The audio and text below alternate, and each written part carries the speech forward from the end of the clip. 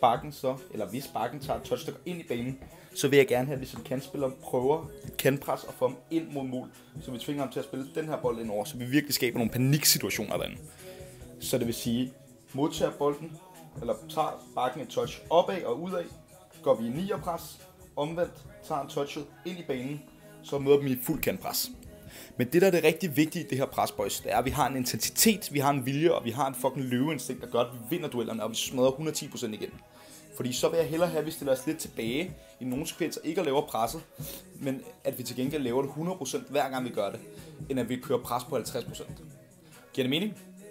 Derudover, så vil jeg gerne have, at vi, for bare lige at opsummere, igen er skarpe på, som vi træner i løbet af ugen med, at når vi går i det her stempelpres, at vi dækker det rum, der er bag os, og laver en såkaldt skyggemarkering, så den her bold ikke kan spilles op.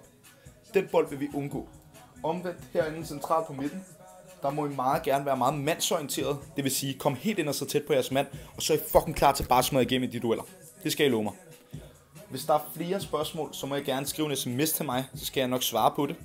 Og ellers så gennemgår vi det i morgen igen inden kampstart, og vi kommer også til at tage det på banen, fordi vi skal lære det her. Værsgo.